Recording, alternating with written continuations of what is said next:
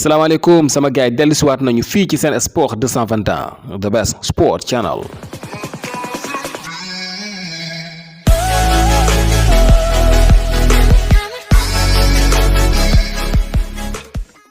Lys Mousset Mendy dina amal retouram ci weekend bi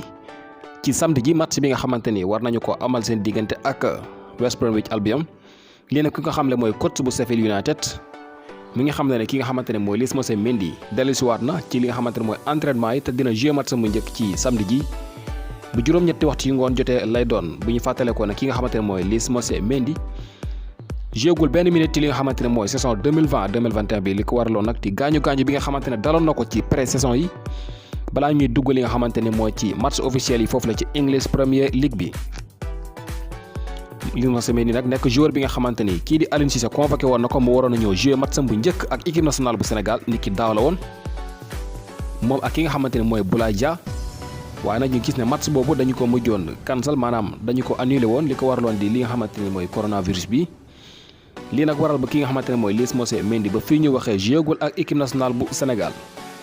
gannaaw bi nga xam ne début saison bi gisoon nañu ko nag muy wane boppam loolu ci li nga xamante ne mooy pré-saison bi waaye nag amoon blessure bi nga xamante ne daboon na ko ba jouegul ba fii ñuy waxee benn minute niki ñaari semaine ñu annoncé woon ne dellu si na ba commencé li nga xamante ne mooy entraînement yi. Sheffield United nag nekk ci ay jafe-jafe jamono yi foofu la ci English Premier League bi waaye ki nga xamante ne mooy coach bi xam la ne daal mu ngi séntu ki nga xamante ne mooy Lys Mousset Mendy ci weekend bi le mu war a ñëw jàpp ci li nga xamante ne mooy liggéey bi diggante Sheffield United ak West Bromwich Albion samedi ji lay doon muy suba bu juróom-ñetti waxtu ci ngoon jotee.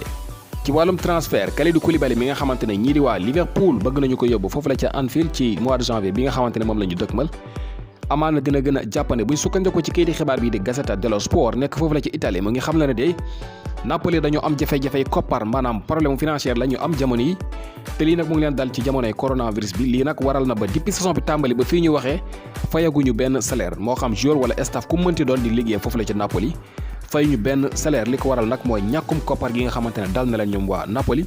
lii nag amaan na mu def li nga xamante ne moo di jàppandal ci ki nga xamante ne mooy Kalidou Koulibaly mu war a génn foofu la ca Napoli war a dem fële ca Liverpool. ci wàllum transfert ba tey foofu la ca bitim réew Real de Madrid amaan na ñu signé ki nga xamante ne mooy Christian Eriksen mu war a jógee foofu la ca Inter de Milan waaye nag ci geneen wàll Isco moom itam war a dem ca foofu nga xamante ne mooy ca Inter ki nga xamante ne mooy Isco am problème mu temps de jeu foofu la ca Real de Madrid li ni mel moo dal ki nga xamante ne mooy Christian Eriksen foofu la ci Inter de Milan Real nag pare nañu ngir joxe ki nga xamante ne mooy Isco mu war a dem foofu la ci Inter ci kaw ñu mën a jot ci ki nga xamante ne mooy